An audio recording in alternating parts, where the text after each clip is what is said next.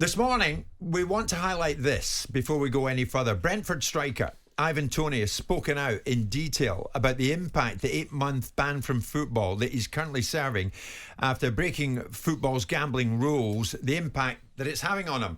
Toney, if you remember, admitted 232 breaches of the FA's rule E8, which prohibits players from gambling on football. He has spoken to Stephen Bartlett's Diary of a CEO podcast, and he said a variety of things, Toney, but he was asked if he knew what he could or he couldn't do when it came to betting. It was kind of a grey area. Right. Like, I think there was a time where, like I said, the clubs I've been at, they would at like beginning of every season, I feel like they'd have somebody come in but not actually tell you what you can and what you can't bet on.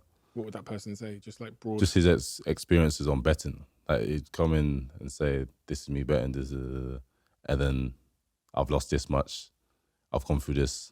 So if you think about betting, don't do it. So it wasn't like, you can't be betting on football. Like, you'd hear you can, you hit it, you can't. And then there's certain things you say you can't bet on. During the process, you said that you had lied earlier on by saying, I don't bet on football, in an earlier interview. You know, that was one of the first interviews you had, and you'd responded, I don't bet on football. And yeah, that wasn't accurate. Yeah, that was when, obviously, they threw everything at me. I thought if I just deny it, then it's all fine. They wouldn't find nothing. But then obviously they'd take your phones and everything. Yeah, then everything went through, and then, yeah, I admitted to what I'd done. So for a start, Simon, he says it was a grey area. It was never pointed out to him or anybody else in the dressing room as to what a player can and cannot do when it comes to betting. Yeah, I mean, only the football clubs he's played for will be able to testify to the fact that they either made it a big thing for players as part of their briefing at the beginning of the season to remind them of their obligations, to remind them of the responsibilities, to remind them of the do's and don'ts. Only the clubs that he's played for can attest to whether they did it or not. Now, Ivan can plead ignorance, but you have to be living under a rock not to understand. You've seen Kieran Trippier, you've seen other high-profile people, whether it be Wally Downs or people in and around the game that have had this challenge. So whilst footballers are institutionalised at times and live in their own little bubble, there is a reality of people do know the two biggest commodities in football are gossip and money, and ultimately the rumours circulate around. But he knows that he can't bet. I'm disappointed with this. I mean, obviously, contextually, we're only hearing a certain part, so we don't know if he goes on to own some of his own thinking. But this young man is a very talented player. I happen to be a major admirer of his. I like his dad. I spent time with his dad, and I like the family. But if he's going to move out of Brentford and go to a bigger football club, one of the things that bigger football clubs want to see is character. They want to see people owning their mistakes and having the substance and backbone to accept their failings. It doesn't sound like there's much of that going on here. And when you use the word deny, I'm sorry, Ivan, you need to replace the word deny with the word lie. Denying something is pushing back against something that you're accused of. Telling a blatant untruth is a lie. And he lied because it suited him best to be able to get an outcome that ultimately was, I don't want to be accused of this, I don't want to be charged with this, so I'm going to tell you that I didn't do it. That's not a denial, that's a lie. So are the noises that Ivan is making in this chat show that he is still a man in denial? Martin, I'm keen to get your take in a second, but listen to more of this. Despite being called up to the England squad for March's Euro qualifiers, Toney missed out on a place in England's World Cup squad. So in this podcast, Toney tells us what he thinks was behind that. If no disrespect to the lower leagues, but if I was... we actually did look at some cases that was... some were similar, some were worse, and their punishment wasn't like how mine is. I think the fact they see opportunity, the fact that I'm playing in the Premier League, doing well, sniff around England, it's kind of like, right, this is our chance to punish him. Then people know this is kind of the punishment you're looking at if you want to do what I done. So they brought it. So I guess you're saying that you suspect they brought it out at that time to prevent you going to play for England. I assume so, and to make it a bigger story. Okay. Personally, anyway, I don't know if it's true. Like, I'm not to know what's behind the scenes, but I feel like if you have somebody go into the World Cup that's supposed to be betting, then it's kind of like a bigger story. I mean, Simon, I could hear you react to that in the background. I mean, do you think there's any substance to what he said there? Well, I think there is an element of the fact that if someone who's high profile as him does this, that they're going to have consequences, and that ultimately there might be a ramification which is quite significant because it will be a deterrent. He put himself in the way of the deterrent. He put himself in the way of being used as an example because of his behaviour. You've got to get to the crux of this. This is nobody else's behaviour besides Ivan's. Nobody wants Ivan to be... I would love to know, and I'd love to have seen the interviewer push him a little bit harder to let us know who these people are that are putting together this conspiracy theory to deny him an opportunity, because I'm not entirely sure that people are clubbing together to stop Ivan Toney being a successful footballer. But what I do think that he is right on, probably, is the very nature of his behaviour put himself in the way of something, and they couldn't allow him to go to the World Cup. They knew this was coming. You've got a similar situation with the boy Paquetta, where the Brazilian team have dropped him out of the fold because they know that the backdrop is going to be the media are going to say, what the hell is going on here? You've got a player accused of ultimately bringing the game into disrepute by betting on it, breaking the rules, and he's in the World Cup squad. So, of course, there's a sentiment. But again, going to the crux of it, and Martin will come in a second, this is the boy's behaviour. It's nobody else's behaviour. It's his behaviour, and he doesn't seem to want to be accountable for it. This is a classic case, that we're all guilty of it, of engaging one's mouth before you engage one's brain. So what Simon's saying is, and I think we're almost naive in a sense to think he would talk like this, Martin. But why didn't Toney say, look, I'm going to own this? The reason I'm going to speak publicly is that I'm now owning this. I'm not in denial in any shape or form. There was no grey area. I knew I couldn't bet, and I still did it. Why? He would have much more credibility in my eyes and the eyes of many if he'd come out with noises like that. Well, of course, hindsight being a great thing, and I do accept that sometimes it's very, very difficult to own up to something immediately. You think that there might be mitigating circumstances. You also might think you might even get away with it if that's the case.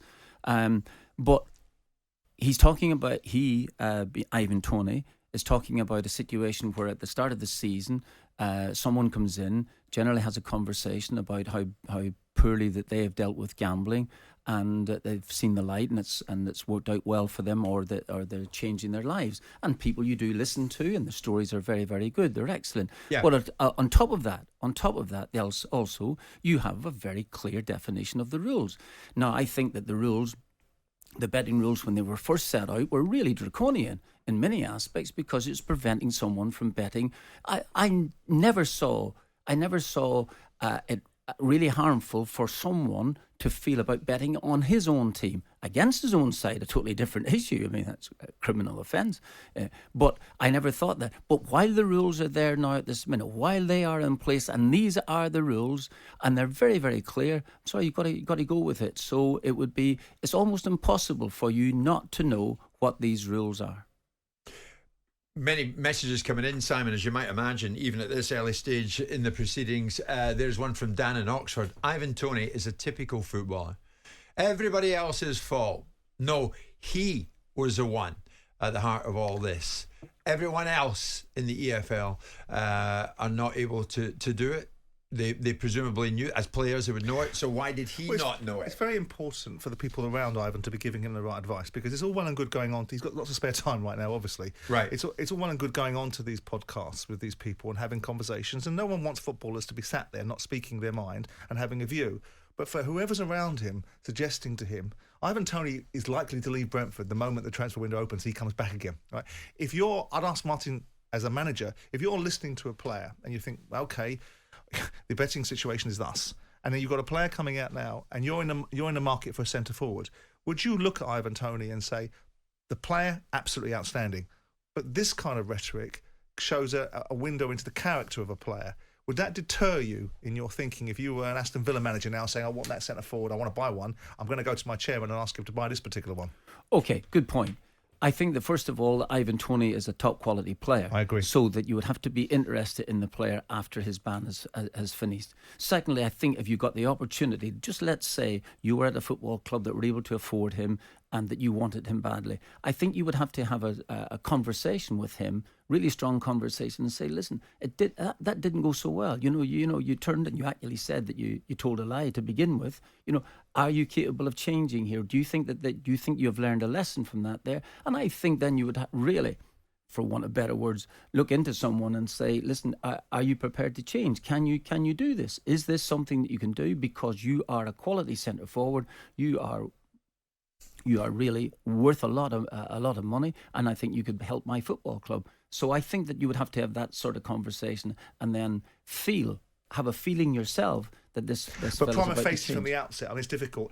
I look at it now and think, Ivan, it's ill-advised.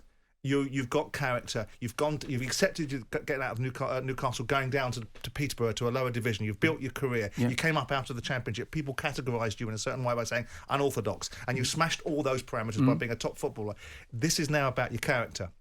In order for you to be considered for big football clubs, because big football clubs like Man United or Chelsea or clubs that might be looking at him at some time in the future will look at this surely and go, because I would as the owner go, where's your character, son? Yeah. I want characters. I want substance. I don't just want good players. The world's full of good players, but it's not full of good players that have character. Show me what you've got. Okay, fine.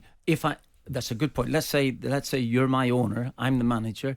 I take it upon myself and say, listen, Simon, this is the player that we want. We're going to take him, but it's my responsibility now to get the best out of him. Don't look if he fails and does it again. Don't look at him. Just look at me. Well, on that hill. Many messages coming in. I genuinely think that this is what you have to do. Yeah, there's one message, Martin. How can you bet 232 times in your own sport and think that's acceptable? So the noises of Ivan Toney, are they the noises of a man who's still in denial? What do you think of that this morning? Should he come out and said, point the finger at me because I'm to blame? It's my fault. 03717 223344 810 89. So on occasion, Simon, he was betting on himself to score first. But he must have known that was wrong, that he couldn't do that. I'm sure he does. And I'm sure he did at the time. My only criticism of this situation is that this is an ill-advised interview. You know, those without sin can cast the first stone, and we're very quick to judge people based upon what they do and don't do and tell them how they should and shouldn't behave. I think this is ill-advised. I don't think it's clever. I don't think it's sensible. I don't think it portrays him in a particularly good light. I mean, he won't be the only person that does this. There'll be lots of footballers inside the game that are doing the same thing because, like I said, there's sometimes a view that the rules don't apply to them. In this instance, Ivan is actually only damaging himself. He is right. I do agree with his principle insofar as he's making the ideal that there's a scapegoat mentality here. He's not a scapegoat because of anything other than his behaviour, but I would imagine there was a desire to send out a very strong message to a player that's very high profile, was in amongst the England squad, and they've obviously got an issue with the betting community, full stop, because the betting community, as we are hearing in the breaks between our show, is a major contributor to advertising revenues, to sponsorship revenues, and there are challenges around this industry, and there are challenges around the industry itself and the way it behaves, and there was a challenge around the government's failure to legislate this industry to be able to deal with it properly. But none of that gives Ivan Toney much of a pass. And Ivan would be better served to have not done this interview or to have done it in such a fashion whether he had to swallow it and simply say, I accept the responsibilities of my own actions. And ultimately, this is a message to all people out there that bet, don't bet. Yeah. It's not a good look. It's not a good thing to do. And if you want to be a professional footballer, learn from me. And he can walk out the door and he can spit the bile out of his mouth that he feels that he's got in there by having to say that. And everyone will go, right, move on. This doesn't allow people to move on. It enables people to point their finger at Ivan Toney about the individual rather than a footballer. And we should be talking at some extent about what a footballer he is and what a footballer he's going to be when he comes back. It's fairly straightforward, Martin, is it not? I mean, I was about to ask you what more can football do? But people out with the football industry can place a bet. Of course they can, because they've got no influence on how a game is going to go. Players must realise they can influence the outcome of any 90 minutes of any game. Hence, you can't bet as a player. I'm in total agreement with that. Absolutely, the rules are clear. He says it's a grey area. The rules are clear. It's not a grey area, and it isn't. As Simon mentioned, it's an ill-advised interview. He shouldn't have done it. And each step he takes, he seems to dig a bigger hole for himself. That's the point about it. It really does. Even to the point about talking about scoring the first goal. Can you imagine being in a situation, if he has a bet in his first goal, and his teammate is in a better position to score a goal? He could easily have laid this ball off, and Bueno or wherever it was sticks the ball into the back of the net. Goal for him, and then he decides, because in the back of his mind he's first goal scorer. He takes something on and he's inadvertently affected the outcome of a game. Well, that's absolutely right. Yeah. So these things, well, to just get back to the point, it's really, really clear. The rules are clear. It doesn't matter whether we agree or not. They are there now, and they've been there for quite some considerable time. There's a reiteration of them every single season. There's no question about it, and the rules have been broken, and so there's a punishment due. I know what you're saying about David Moyes, quite rightly, just wanting to talk about Paquetta, the footballer, because he's his manager, and I get that. And to be fair to David, he probably doesn't have much more to say at this stage, Simon, on any investigation into Paquetta this time. Directly after a football match, I don't think necessarily. I know that's the opportunity, that's the window of opportunity that you're going to get to ask a football manager about the player. But directly after a football match, it was like, with due respect, what benefit are you going to get from Pep Guardiola asking him about the financial fair play of Manchester City? He's not going to be able to speak to it very much. Yeah. And in this instance, David Moyes, in a different interview, I think David Moyes would be condemnatory. But directly after a football match, he's going to be reacting to what he's just seen in the last 90 minutes. Sure. It's the look as well, Simon. The look. This investigation regarding Paquetta is said to involve FIFA is believed to centre around bets placed in Brazil on yellow cards awarded against him. So, you know, the man in the street, the fan of any club, is going to add 1 and 1 and maybe make 2 on that. And of course, anyone associated with his club, West Ham, like Moyes, any good reporter, post-match, pre-match, or whenever, getting access to someone like David, or when you were managing, I would ask it, Martin. Of course, how is Paquetta? What's his thinking today? Not, he's had a tough old time. You've got to ask the question. Of course, but if you're not applied with all the information, then that you're going to avoid it. And it's really as simple as that. I would have done exactly the same if I'd been asked that question and I was the manager of Paquetta and I don't really know the things. I'm naturally going to condemn. I'm going to condemn gambling per se in that sense. But overall, it's a situation where if you don't really know.